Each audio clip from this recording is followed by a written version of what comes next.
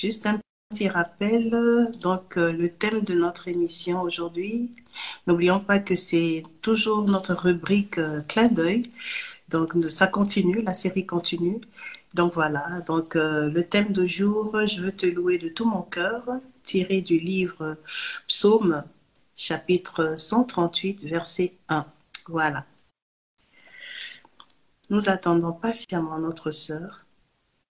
Donc voilà, nos bien-aimés, j'aimerais encore vous présenter notre sœur Nana. Je lui laisse le temps de se présenter elle-même. Elle est là aujourd'hui. Je te remercie encore d'avoir dit oui, de venir sur ce plateau et de parler du Seigneur. Donc voilà, je te laisse le temps de te présenter au public. Je suis la sœur Nana, maman Nana Bolia. Je suis enfant de Dieu, chantre de l'Éternel. Je suis femme mariée, maman de 3 beaux enfants. Je sers le Seigneur dans la musique, dans l'adoration, dans la louange. Et, je suis grande sœur, je suis petite sœur. Donc voilà. Voilà. Est-ce que tu peux nous parler un peu de ton parcours, comment ta rencontre avec le Seigneur, ton histoire d'amour avec le Seigneur, parce que tu es vraiment quelqu'un qui est né pour le louer, on le voit vraiment, on le sent bien, on te voit dans les réseaux sociaux, comment tu chantes avec plein de passion, si je peux le dire, pour le Christ. Donc si tu peux nous relater en quelques minutes ton histoire. En fait, moi, je peux dire ceci. J'ai rencontré le Seigneur vraiment à mon adolescence. Et chacun a sa façon, comment Dieu l'appelle. Et moi, c'était au travers des problèmes. Il y avait tellement de problèmes dans ma famille. Il y avait tellement de problèmes de souffrance, de maladies, des maladies vraiment qui étaient vraiment, comment je peux dire, mystiques, des maladies qui venaient de nulle part, des gens mouraient. Donc, c'était chaque année, on avait des deuils chez nous. Et tellement ça touchait mon cœur, je commençais moi-même à avoir peur. Je savais, j'étais déjà à l'église catholique dans ce moment-là, j'étais aux humanités, au lycée Montemampico. Donc, quand j'ai fini ma 6e littéraire, j'attendais mon examen d'État. C'est en ces moments-là que j'ai pris conscience que non, je devrais aller vers Jésus pour me cacher. Parce que ça devenait très fort dans ma famille. Il y avait tellement de morts. Et moi, c'est comme ça que j'ai entendu la voix de Dieu. Je devais aller à l'église pour qu'il me protège de toutes ces morts, de toutes ces choses bizarres qui arrivaient chez nous là. Et puis, il y avait tellement de problèmes. Mon père qui n'avait plus de travail. Donc, il y avait tellement de problèmes. Et je me disais, si je continue comme ça, sans courir vers Jésus, peut-être que ça pourra m'arriver aussi. Alors, pour pouvoir recevoir cette protection, j'avais senti le besoin vraiment d'aller vers le Seigneur, de prendre mes 2 pieds, comme on dit, de le mettre dans le Seigneur, d'arrêter un peu les un pied dedans, un pied dehors. Et quand tu es un pied dedans, un pied dehors, c'est comme ça que le diable a la facilité de t'avoir. C'est comme ça que j'avais dit, pour bien être conduit dans cette marche que je voulais commencer à faire, j'ai dit je devais aller à l'église. Alors mon petit frère qui allait déjà dans une église, j'ai dit je vais aller à l'église là où mon petit frère partait. Et c'est comme ça que je venais tous les jours sans dire à personne. Je voulais que quelqu'un dise qui veut recevoir le Seigneur. Donc je venais tous les jours à l'église. Pas tous les jours, quand il y avait culte, il y avait mardi, vendredi et dimanche. Alors, je venais avec la soif. Quand est-ce qu'on va demander aux gens de recevoir Jésus? Moi, j'ai envie de recevoir Jésus. J'ai envie de changer de vie. J'ai envie qu'il me protège. Je connaissais la parole de Dieu. Tu sais, tu écoutes la parole, mais tu fais semblant comme si tu savais pas que c'est comme ça. Tu écoutes, on dit que non, ne fais pas l'impudicité, mais tu le fais quand même. Et tu sais qu'en les faisant, tu n'es pas protégé, mais tu le fais quand même. Ce sont des choses comme ça, tu sais, mais tu le fais, mais parce que tu n'as pas tellement, comment je veux dire, tu n'as pas tellement la conscience des conséquences de ces choses-là. Et quand j'ai commencé à voir ce qui s'est passé dans ma famille, je me suis dit, je vais courir vers Jésus. Et c'est comme ça que je suis allée à l'église. Il y a un jour, un dimanche, comme ça, il y a l'évangéliste Freddy Bikomba qui est en train de prêcher. Et comme les évangélistes, tu sais, leur but, c'est toujours à la fin de pouvoir amener les gens vers Jésus. Et les jours-là, j'ai dit que aujourd'hui, c'est mon jour. Comme j'ai vu l'évangéliste, j'étais content. J'ai dit, lui, enfin, il va demander aux gens de recevoir le Seigneur. Et enfin, à la fin de sa prédication, il a demandé qui voulait recevoir Jésus? Ma soeur, je te dis, comme je me t'ai levée vite, tu n'as pas idée, je me suis levée vite, j'ai fait la prière avec lui, j'étais contente et c'est par là que tout a commencé avec le Seigneur. C'était aux alentours de mes 18 ans. C'était aussi à l'église de Mangembo à Kinshasa. Voilà. C'est là que tout a commencé, mon histoire avec Jésus. Il a commencé à tailler ma vie. J'ai commencé à prendre les choses au sérieux. J'ai abandonné la vie des copains, copines. Donc, j'ai pris la décision de le servir. J'ai pris la décision de me donner à lui. Et là, tout a commencé. Il a commencé à transformer mon cœur. J'ai commencé à l'aimer davantage. J'ai appris à le connaître. J'ai appris à grandir avec lui. J'ai appris beaucoup de choses auprès du Seigneur. Et jusqu'à aujourd'hui, j'ai continué à apprendre. Oui. Voilà. Et parmi les choses que tu as appris du Seigneur, c'est aussi ce don, ce talent que tu as reconnu qu'il avait déjà déposé en toi. Donc, en fait, ce thème te va à ravir, si je peux dire. Et là, je veux te louer de tout mon cœur avec tout ce que tu as vécu dans ta vie, tu le loues de tout ton cœur. Voilà. Et comment est née cette passion? Comment est né ce désir? Tu es parti à la chorale ou bien c'est comment, avec cette voix puissante que Dieu t'a donnée? Alors moi, je n'avais pas l'intention de devenir choriste. Ça, c'était pas dans mes calculs. Okay. Moi, j'ai fait les études de droit. Moi, je suis juriste de formation. J'ai fait les études de droit. Moi, je n'avais pas l'intention de devenir choriste. J'ai parti à l'église, mais la passion de la musique, je l'avais déjà. Au fait, je dis toujours aux gens, même les gens quand ils ne sont pas encore allés vers le Seigneur, le talent, Dieu donne à tout le monde. Il avait déjà doté en moi cette passion de la musique. J'aimais trop la musique. Et j'avais des cahiers où j'écrivais de musique. C'était dans le temps les musiques mondaines. J'écrivais, je chantais les musiques, j'ai répété les musiques des Américaines et tout et tout. Je faisais ça comme ça sans savoir que c'est un don que je pouvais utiliser pour servir le Seigneur. Et j'allais à l'église, j'ai commencé à suivre les affermissements. Avant de commencer les affermissements, notre enseignant nous demandait toujours de prier. Alors, quand il demandait qu'on prie, quand il me demandait à moi de prier, sans le savoir, je commençais par la chanson. Okay. Je commençais par adorer d'abord, et puis après, on finissait et personne ne parlait. Et c'est comme ça que je faisais tout le temps quand il me choisissait, moi, de prier. Il y a une sœur qui était là, qui me dit, Nana, vraiment, tu ne sais pas qu'est-ce que tu as un don de Dieu, toi, tu dois chanter pour le Seigneur. J'ai dit, moi, je n'ai pas le temps. J'ai pas le temps pour... moi, je fais autre chose. Je suis dans le droit et moi, je n'ai pas le temps. Je lui ai répondu comme ça. Non, Nana, tu devais entrer à la chorale. J'ai dit, non, je n'ai pas le temps, je ne veux pas. Je lui ai répondu comme ça, c'était passé comme ça.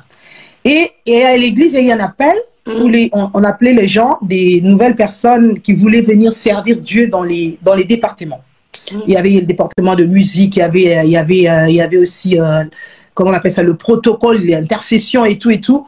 On demandait aux gens de venir, de s'inscrire, même si tu n'as pas encore fini les affermissements, parce que chez nous, les affermissements, c'était 2 ans. Avant de servir, tu devais prendre 2 ans d'affermissement, et tu passes par le baptême, tu passes par l'effusion du Saint-Esprit, et puis après, tu pourras servir. Mais là, c'était une opportunité donnée à tout le monde, même si tu n'avais pas encore fini les affermissements, tu pouvais venir choisir un département pour servir le Seigneur. Alors, moi, j'étais même pas là, parce que j'étais même pas intéressée. On a demandé pour inscrire pour les choristes et la sœur, elle a donné mon nom, elle a pris mon nom, elle a donné sans mon accord. Elle a donné mon nom là-bas. Et puis je viens un jour, il y avait ce temps-là, on avait un peu déménagé de Bandal. On devait rester quelques temps chez mon père à Lemba. En attendant que maman trouve une autre maison à Bandal pour qu'on revienne. Alors pendant ce temps-là, j'ai venu de Lemba, comme j'étais déjà attachée à Dieu et j'aimais Dieu, j'ai quitté Lemba pour venir à l'église de dimanche parce que les affermissements, c'était dimanche après les cultes. Alors, je viens un dimanche après le culte, après l'affermissement, on me dit, Nana, tu sais, demain tu dois venir ici, il y a formation des choristes, j'étais inscrit. J'ai dit, mais quoi? Qu'est-ce que tu me fais là? Ces derniers temps, je ne suis pas à Bondage, je suis à Lemba, je ne veux pas venir, pourquoi tu m'as inscrit? Moi, j'ai rien à faire avec la chorale, moi, j'ai autre chose à faire, moi, j'ai fait le droit, j'ai pas le temps, je dois aller à l'université et tout. Elle me dit, Nana, tu dois chanter, je te dis, Dieu me dit de te dire, tu dois chanter, j'ai inscrit ton nom. Demain, tu viens, si tu n'as pas l'argent, je te donne l'argent de transport. Et c'est comme ça, je l'aimais aussi bien, ma soeur, c'était vraiment une amie, une grande soeur, une amie. Je me suis dit, ok, j'y vais, je veux venir. Mais j'ai dit, mais elle m'a dit, il y avait déjà 2 lundis, j'avais raté un lundi, donc elle m'a inscrit dans la semaine. Ils avaient déjà fait un lundi de cours, donc je devais venir au 2e. J'ai dit, est-ce qu'ils vont m'accepter? Je suis en plus en retard. Elle dit, on va t'accepter, Nana, tu dois venir. Et le lundi prochain, je n'ai pas pris son argent et je suis venue moi-même avec mon argent. J'ai pris mon transport de Lemba. Je suis venue à, quand même, malgré moi, et je l'aimais beaucoup pour la respecter, je suis venue dans la formation. C'était la formation, pas d'abord des chants, mais c'était la formation d'abord spirituelle. Et j'ai assisté à la formation et j'ai aimé, ça m'a plu. Et à la fin de la formation spirituelle, il y avait aussi la formation des gammes, je crois des notes musicales, c'était un peu 10 minutes. Et après, j'ai commencé à aimer, tout a commencé là, j'ai commencé à venir. Et je te dis, la sœur, quand elle m'a inscrit, cette sœur est morte après 2 semaines. Oh. Je ne sais pas qu'est-ce qui s'est passé, elle était malade et puis moi j'ai pleuré, cette sœur comme c'était une amie à moi. On était dans l'affermissement ensemble, on avait fait des mois déjà ensemble. J'ai pleuré, j'ai dit mais cette sœur elle avait une mission ou comment pour moi pour m'introduire dans cette chorale. Et la sœur elle était morte et moi j'ai continué de servir le Seigneur. J'ai appris, j'ai fait la formation, on devait faire je crois 6 mois, 6 à 7 mois comme ça la formation. Et on a fait la formation pendant que je faisais aussi des affermissements. J'ai intégré la chorale. Là, j'ai commencé à apprendre à bien mettre les notes sur la musique et c'est de là que tout a commencé. J'ai appris les notes, j'ai appris toutes les choses à la chorale. J'avais la voix, mais on devait orienter cette voix dans la musique. Donc, c'est comme ça que j'ai été encadrée et spirituellement et, comment je peux dire, techniquement à l'église de Manguembo. Wow. Wow. Voilà. Ça, c'est une belle histoire. Hein. Merci. On voit comment le Seigneur, il est vraiment un Dieu stratège. Hein. Il attire, il sait comment attirer à lui. Vraiment que Dieu soit béni, que Dieu soit loué. Mais ma sœur Nana, tu nous as parlé. Est-ce qu'on peut avoir ne fût-ce qu'un avant-goût? Oui. Je ne sais pas si vous allez bien m'entendre. J'avais tout préparé. J'ai chanté un peu pour la gloire de Dieu. Amen. Vous écoutez la musique? Tu écoutes la musique?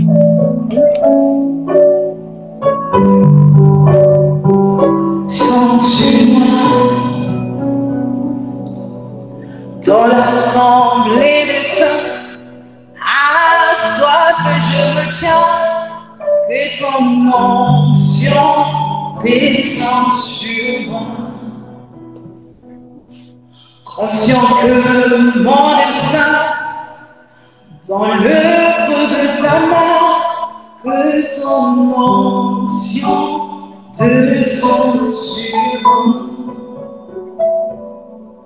Conscient que mon destin dans le creux de ta main, que ton onction descend sur moi.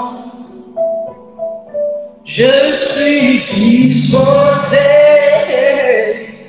à soiffer de ton onction descend sur moi. Je suis disposé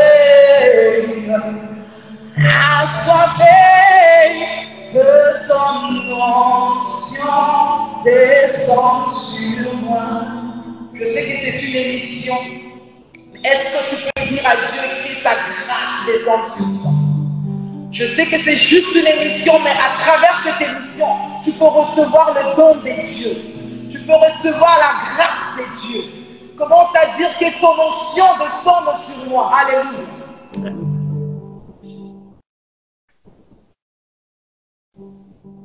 Je suis disposé à soiffer que ton onction descende sur moi. Je suis disposé à soiffer que ton onction descende sur moi. Commence à acclamer le Seigneur dans la jour. Alléluia. Que Dieu soit loué. Vraiment, une très belle voix, mes bien-aimés. Vous avez entendu une voix disposée à le louer. Elle veut louer le Seigneur de tout son cœur. Elle le fait tous les jours. C'est même le thème de notre du jour de cette émission. Aujourd'hui, Maman Nana, le Seigneur t'a certainement parlé. Qu'est-ce qu'il attend de nous? Qu'est-ce qu'il attend de chacun d'entre nous à travers ce thème? Quelle est la pensée de Dieu? Le thème qui est « Je veux te louer de tout mon cœur hein? Te louer de tout mon cœur. Au fait, la louange, c'est une célébration. Donc tu dis « Je veux te louer de tout mon cœur, je vais te célébrer de tout mon cœur. » Quand tu dis à quelqu'un « Je veux te célébrer de tout mon cœur, je veux t'honorer, t'élever au-dessus de tout avec mon cœur. » Quand on aime avec le cœur, c'est-à-dire il y a sincérité. Quand on aime quelqu'un avec son cœur, ça veut dire on ne va pas blesser cette personne. Quand on aime quelqu'un avec son cœur, cela veut dire que même si on a fait du mal à la personne, on est capable de demander pardon et de revenir vers la personne. Donc la pensée des dieux, si je peux dire ça en petit, en quelques mots, la pensée des dieux est que nous puissions vivre la vie de louange. La louange, c'est pas seulement je viens, j'aimais d'abord la musique, c'est pas la louange. La musique, c'est un instrument qui nous aide à louer les seigneurs. Donc pour Dieu, il veut que notre vie les loue. Il veut que notre vie l'adore. Il veut que notre vie devienne cette louange pour lui. La pensée de Dieu quand il dit, dans le psalmiste, c'est quand il dit je veux te louer de tout mon cœur, j'ai lu les psaumes. Donc il veut nous dire que votre vie loue les seigneurs. C'est ça la pensée des dieux. On voit même avec la femme samaritaine, quand la femme samaritaine vient, quand Jésus vient vers lui, quand ils sont en train de parler, Jésus lui demande de l'eau et qu'elle est en train de refuter, elle est en train de refuser. Jésus qui lui dit à la fin, si tu savais qu'il te demande de l'eau, c'est donc qu'il te demande de l'eau, tu veux toi-même te donner de l'eau à boire parce que moi je peux te donner de l'eau vive. La femme qui dit que non, il n'y a pas de lien entre les Juifs et les Samaritains, Jésus qui lui dit, si tu savais qui était devant toi, tu aurais toi-même donné de l'eau. Et après, elle dit, mais toi, tu dis qu'on devait adorer Dieu.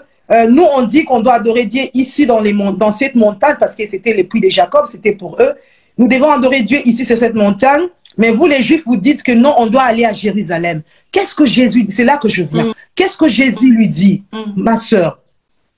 Il y aura un moment, l'heure vient, où ça ne sera plus sur cette montagne, parce que vous priez un Dieu de vos pères, un Dieu que toi-même tu n'as pas rencontré, mais on t'a appris qu'il y a un Dieu. Ça ne sera pas ici sur la montagne, ni à Jérusalem comme le disent les Juifs, mais il y a un temps, l'heure vient, et elle est déjà venue, où les vrais adorateurs adoreront le Père en esprit et en vérité. C'est là même les adorateurs que le Père recherche.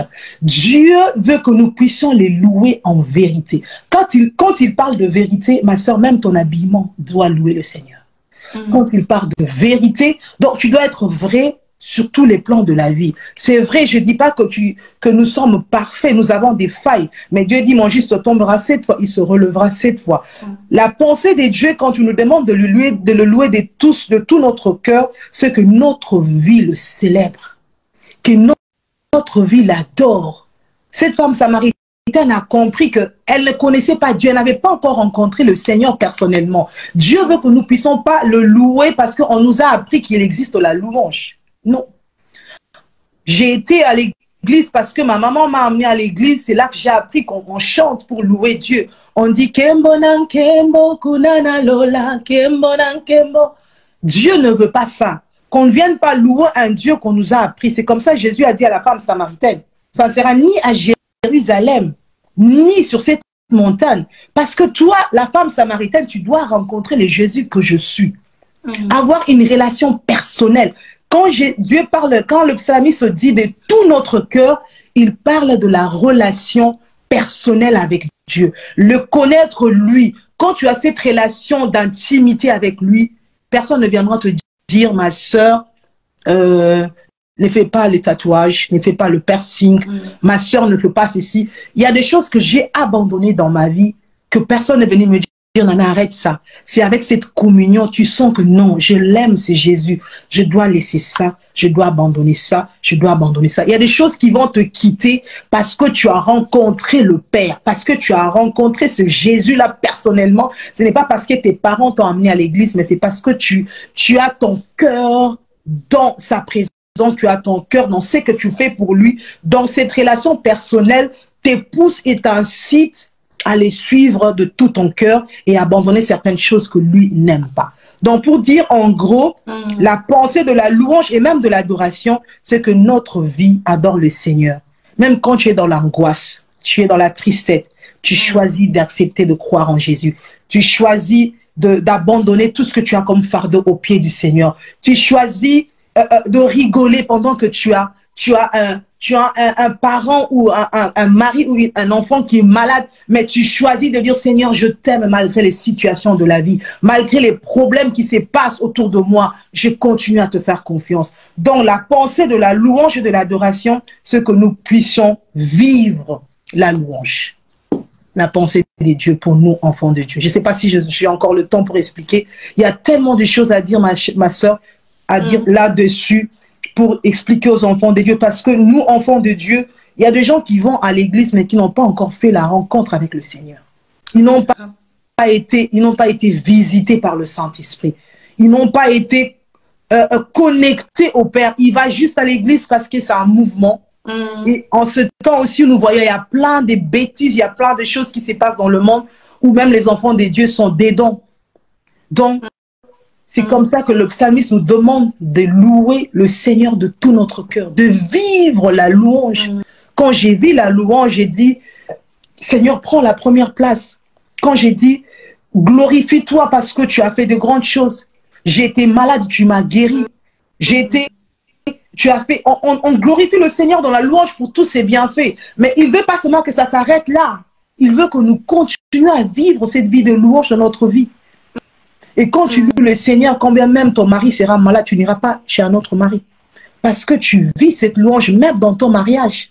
Quand bien même ton mari n'aura plus de travail, quand toi tu travailleras, comme ici en Europe, les femmes qui, quand les maris n'ont plus rien, ils l'abandonnent à cause de l'argent. Non. Mais quand tu as cette vie d'intimité avec le Seigneur, ta vie est en train de louer Dieu. Tu ne vas pas abandonner ton mari parce qu'il n'a pas d'argent. Parce que tu as dit devant le Seigneur pour le meilleur et pour le pire. Il y a des choses qui se passent parce qu'on n'a pas la relation personnelle avec Dieu. Comme cette femme samaritaine, quand elle a su qui était Jésus, elle a changé sa façon de parler. Il dit, venez voir les amis, j'ai rencontré la personne qui m'a dit qui j'étais. Et je crois que c'est le Christ. Parce que là, elle a compris qu'elle connaissait Dieu par ses pères. Oui. Elle connaissait Dieu parce que c'était dit, elle tapait la poitrine, ça c'est le puits de Jacob. Mais toi, tu es qui, toi, pour me demander ça? Toi, tu es qui, toi? Jésus lui dit, si tu savais le don de Dieu, tu n'allais pas dire ce que tu es en train de dire. Mais quand nous connaissons, nous rencontrons le Seigneur personnellement, il va transformer notre vie et notre façon de vivre va les louer. Alléluia.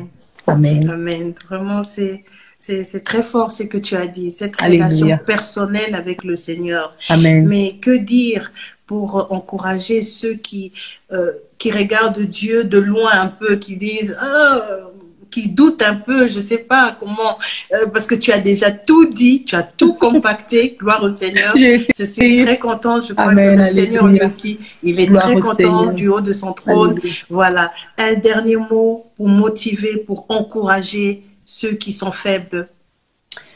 Ma soeur, mon frère, si tu n'es pas encore dans le Seigneur, si tu n'as pas encore reçu le Jésus-Christ dans ta vie, tu es en train de faire fausse route.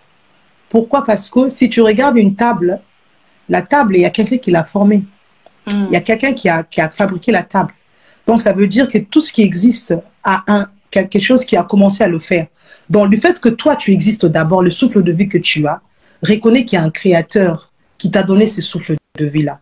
Si tu vis sans reconnaître d'abord les créateurs qui t'a créé, tu es en train de faire fausse route. Mais il faut savoir, je te le dis, ma soeur, mon frère, que l'enfer et le paradis existent. Si même tu ne crois pas que Jésus revient bientôt, mais sache que la mort peut te surprendre. Et si la mort te surprend, tu n'as pas encore le Seigneur Jésus-Christ, je te rassure que ma soeur, tu iras en enfer. Mais si la mort te surprend et que tu as Jésus, le paradis est pour toi. Je te propose, comme nous dit la Bible, de choisir le bon chemin, de connaître le Seigneur, de l'avoir dans ta vie comme un Seigneur, un Sauveur. Même si ici sur terre, il n'y a plus de vie, mais sache qu'après cette terre, après la vie sur terre, il y a une autre vie qui nous attend. Et l'enfer est bien existant, l'enfer existe. Donc je te propose de choisir la vie de Christ. Si tu veux faire une prière d'acceptation, écris à la sœur Tina. Elle va t'aider à la fin de l'émission. Je crois que l'émission est arrivée à la fin pour que tu puisses recevoir le Seigneur recevoir le Seigneur Jésus-Christ comme ton Seigneur et Sauveur personnel. À toi qui y a déjà Jésus-Christ, mais tu continues à avoir un pied dedans, un pied dehors, ou bien à te soucier de la vie, ma sœur, j'aimerais te dire que tu es en train de perdre le temps. Soit tu acceptes de croire que le Seigneur peut te soulever, peut t'enlever de là, parce que la Bible dit, il n'y a que la foi qui est agréable à lui. Quand tu as la foi, tu peux soulever les montagnes. Soit tu crois que Dieu peut te relever de là, soit tu t'enfonces dans la détresse, dans la tristesse, et la détresse et la tristesse peuvent te détruire. Moi, je te propose d'accepter, de croire ce Jésus que tu as déjà accepté dans ta vie comme Seigneur et Sauveur, de tout abandonner dans ses mains. Et je te jure, et je te confirme que Dieu n'abandonne pas ses enfants. Toi qui te confies à lui, mais tu es dépassé par les problèmes de la vie, tu es dépassé par la maladie. Mais moi, je te dis que Jésus est puissant. Il peut te relever de là où tu es. Accepte de te confier en lui et de croire en lui au lieu de rester dans la détresse, dans la désolation qui peuvent te détruire. J'invite celui qui est découragé à se relever parce que rien n'est impossible à notre Dieu. C'est ce que je peux dire. Voilà. Amen. Il n'y a rien qui est impossible à Dieu. Et c'est la raison pour laquelle il faut le célébrer parce qu'il tient ses promesses. Il est le seul, le seul, le seul, le seul. Vraiment, quand je vous dis le seul, bien aimé, vous qui nous avez suivis, qui est en train de nous suivre en ce moment, il est le seul qui accomplit ses promesses. Dans sa renommée, dans le fait que tout le monde le connaît là. Personnellement, c'est parce qu'ils ont vécu quelque chose de fort avec le Seigneur. Alléluia. Preuve à l'appui, notre sœur Nana Bolia. Oui, donc voilà, nous allons célébrer encore le Seigneur. Nous n'allons pas nous séparer comme ça, ma sœur Nana. Nana. Ok, ma sœur. C'est la raison pour laquelle nous sommes là pour parler de lui, pour le célébrer, pour ce qu'il fait dans nos vies. Il nous donne le souffle de vie, il nous motive. Le fait de se réveiller, c'est vraiment une grâce du Seigneur. C'est la faveur de Dieu. Alors ne te décourage pas là où tu es. Célèbre-le. Sois toujours dans le bruit. C'est-à-dire célèbre-le toujours dans ton cœur, dans ton esprit. C'est ton esprit qui doit le célébrer tout le temps. Ton cœur qui doit le célébrer. Écoutons encore avant de nous séparer. Alléluia.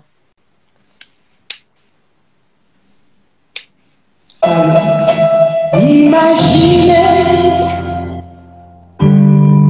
combien ça coûterait à la fin il a pris ma place. Ah, je sais donner. Il a pris ma place. Ah, il a pris ma place. Il a pris ma place. Ah, il a pris ma place, Dieu fidèle, il est fidèle, fidèle, il est fidèle,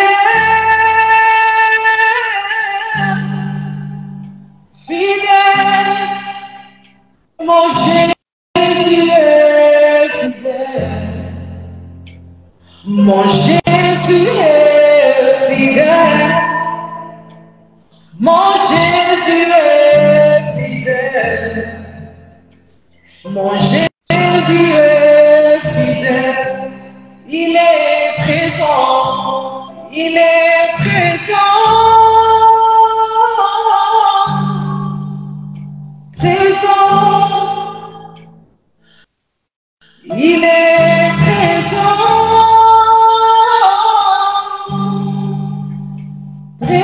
Il est présent dans ta vie. Mon Jésus est présent. Il te voit. Mon Jésus est présent. Mon Jésus est présent. Mon Jésus est présent. Amen, amen, amen, amen. Nous acclamons encore le Seigneur. Là où Alléluia. tu es, ma bien-aimée, mon Alléluia. bien-aimé, acclame le Seigneur. Même si tu as Alléluia. l'impression que tout est flou, acclame, Merci, célèbre le Seigneur de tout ton cœur. Il va accomplir sa promesse. Amen. Nous ne savons pas quand. Tu ne sais pas quand. Tu sais ni quand, ni comment. Mais sache une chose, il est fidèle. Amen. Comme notre sœur, notre bien-aimée, Maman Nana l'a chanté. Il est fidèle. Il Amen. est le seul qui accomplit ses promesses. Il est le seul qui tient compte de ses promesses. Il est le seul qui est vraiment fidèle. Alors avec un grand F. Donc voilà, notre émission touche à sa fin. Merci encore, ma sœur Nana. Ah, merci à toi. Avec cette voix puissante que Dieu t'a donnée. Que Amen, Dieu te amen. bénisse encore et que vraiment que tu exploses encore Oui, la pour le Seigneur. prochaine fois, ça sera dans les studios. Là, je vois, il y a deux couleurs différentes là. Non, j'ai pas pu même, je sais même pas, c'est ma première fois. Bon, je sais même pas comment je peux faire pour améliorer la couleur et tout. Bon, la prochaine fois, Dieu va nous faire grâce et on sera dans les studios. Par la grâce de Dieu. Amen, amen. Amen. Donc, l'essentiel, c'est que Dieu s'est Glorifié. une fois Amen. de plus dans nos vies, Amen. dans chaque maison. Voilà ce que Amen. le Seigneur fait. Donc, vous entendez ce message directement chez vous. Amen. Dieu est bon. Il est Amen. vraiment, c'est une raison pour laquelle nous allons encore le célébrer. Donc, restez toujours dans la célébration. Amen. Que Dieu vous bénisse. Et n'oubliez pas, Maman Nana, Maranatha, Jésus-Christ revient bientôt. On se voit. Alléluia. Bisous. Amen. Bisous. Vraiment. Que Dieu vous bénisse. Amen. Bye Merci, bye. Merci, ma soeur, de m'avoir bien. reçu. Que Dieu te bénisse aussi de m'avoir reçu. C'est une grâce. Merci. C'est une grâce. Que Merci Dieu te beaucoup. bénisse abondamment. Amen. Amen. À la Bye prochaine. bye. Je dois couper, Bye hein? bye. Oui. Ok, merci. Bye. Bye.